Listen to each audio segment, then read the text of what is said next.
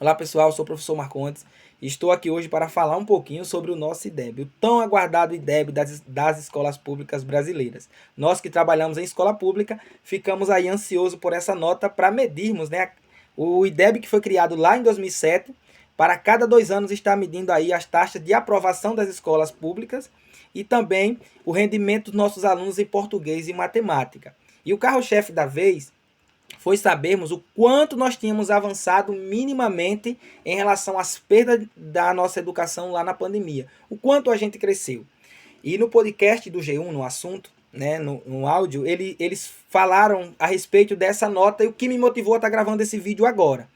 E nós que trabalhamos na educação, a gente fica esperando, né? Eu que trabalho, por exemplo, aqui no município de Penedo, a gente fica todo mundo ansioso por essa nota, mas eu não quero deixar, não quero falar aqui de município, não quero falar aqui de estado, eu quero falar no contexto geral para a gente repensar o quanto a gente precisa avançar, né? E o que eles trouxeram hoje de críticas no podcast, que eu fiquei assim chocado, e vou passar aqui para vocês, para que vocês também dêem a opinião de vocês, possam estar comentando aí, e a gente está crescendo, né, junto com essas discussões.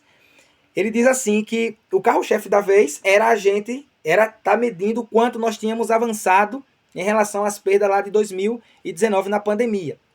E a etapa que atingiu a meta foi a etapa da educação básica. E no podcast a moça traz assim que nós alcançamos essa nota muito mais pela taxa de aprovação do que pelo rendimento dos nossos alunos nas reais avaliações do governo federal. E ele faz um comentário aqui muito chocante que diz assim, que no 5º ano do ensino fundamental, os alunos não... uma grande parte, né, dos alunos não consegue entender o assunto de uma reportagem ou até mesmo de uma tirinha, ou seja, de uma história em quadrinho, né, gente? E nem mesmo calcular a área de uma forma geométrica. Então, no 5º ano, foi a maior dificuldade da educação pública brasileira, analisado por eles hoje, né, do G1, lá no podcast do assunto. Eles analisaram e falaram que a maior dificuldade das turmas do 5º ano foi ali em o mínimo, né, gente? O que é exigido de mínimo para as turmas do 5º ano? Entender o assunto de uma reportagem ou de uma tirinha e, em matemática, calcular a área de uma forma geométrica. E foi uma deficiência da educação pública brasileira. Falo de modo geral, até porque a reportagem vem de modo geral. Quando a gente vai para as turmas de 9º ano, e aí o caso vai a cada como é que eu falo, a cada nível, né? Que a prova também fica mais complicada, mas a gente vê que é o básico do básico. Entre os alunos do 9º ano, ele diz assim, que a dificuldade grande desses alunos foram em somar quantia em dinheiro e também transformar metros em centímetros. E a gente vê o quanto a gente trabalhou isso, o quanto a gente foi cobrado por isso, dar o básico do básico para que a gente conseguisse avançar e nivelar os nossos alunos. E aí a gente repensa a nossa prática mais uma vez, né? No 9º ano, os nossos alunos brasileiros tiveram uma grande dificuldade, né? Uma grande parte dos alunos em somar quantias em dinheiro, assim como transformar metros em centímetros. Isso medido pela prova do SAEB de 2023. Vamos agora para a 3ª série do ensino médio, onde os alunos não sabem calcular o percentual de um reajuste de um valor e não entendem o principal sentido de uma notícia e não reconhece o humor ou ironia em uma crônica. Percebe que o que o IDEB cobrou em 2023 foi o básico do básico, né, gente? O que eles vinham realmente era querer entender o quanto nós tínhamos avançado em relação às perdas de 2019. Então, nós conseguimos atingir ali uma meta, né? A nossa maior meta foi no Fundamental 1, foi na educação básica, mas também nós crescemos no Fundamental 2. Mas a gente teve o maior avanço até o 5º ano. E aqui na reportagem ele diz assim que nós crescemos muito mais pelas taxas de aprovação do que por português e matemática, segundo diz o G1. E aqui a gente vai refletir enquanto professor. Quanto a gente trabalhou, quanto a gente foi cobrado, né? E o que se precisa para que a educação pública evolua.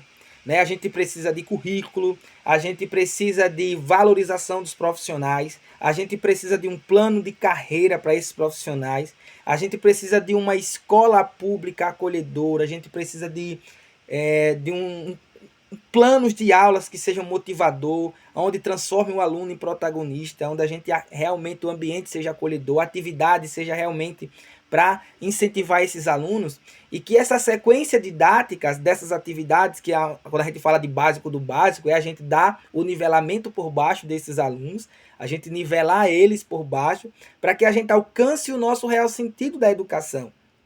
Olha o quanto a gente precisa crescer, né? Olha o quanto a gente precisa melhorar na nossa educação. Eu falo isso num contexto nacional. E aqui é muito mais do que a gente pensar somente em português e matemática e muito mais do que a gente pensar só realmente o conteúdo. É a gente pensar a vida do aluno, é a gente pensar o conteúdo que a gente vai dar para motivar esses alunos e a gente entregar no final um produto chamado educação, né, que vai trazer ali para a gente a felicidade de sermos uma educação de qualidade. Mas existem N fatores. Mas vamos pensar aqui o que é que a gente pode fazer para a gente mudar essa realidade. E eu acredito que essa realidade vai ser mudada, sim, desde que a gente tenha a consciência de um plano de ensino legal, onde a gente tenha a consciência de um plano de aula legal, onde a gente tenha um movimento educacional para o crescimento do aluno. A gente ainda enfrenta no nosso país, a gente ainda enfrenta ensinos que alunos passam meses sem ir na escola, né?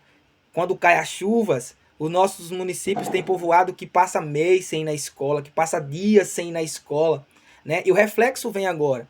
E a gente precisa se precaver que essas coisas vão acontecer. A gente precisa se precaver para que a gente tenha o aluno em sala de aula todos os dias, o máximo de dias possíveis, que vai acontecer os fenômenos climáticos, que vai acontecer casos como aconteceu na pandemia, e a gente tem que se preparar, nós temos que estar preparado para que quando isso aconteça, nós possamos dar o suporte legal para a gente não cair em rendimento na educação.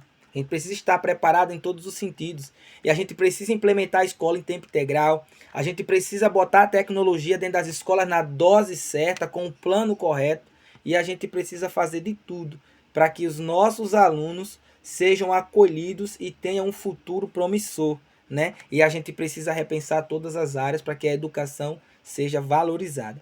Então, eu queria frisar aqui que essa meta atingida, eu me senti assim ofendido quando eles falaram, né, que a educação pública não avançou.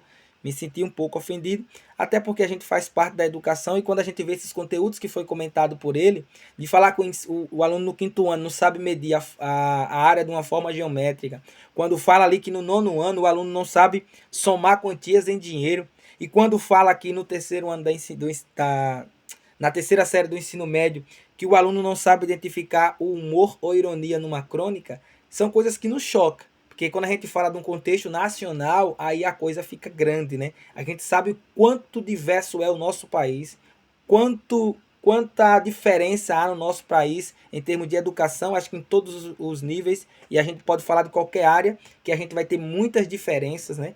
E a gente precisa realmente que esses municípios sejam assistidos por uma educação profissional, onde a gente comece a olhar realmente os profissionais que dão sangue, que dão a cara a bater, que se esforçam, precisam ser valorizados, ter uma segurança financeira, precisa ter um plano de trabalho para que eles consigam desenvolver a sua segurança, ter um trabalho de segurança, para que eles consigam realmente dedicar as horas de trabalho necessárias para o desenvolvimento dos alunos, né?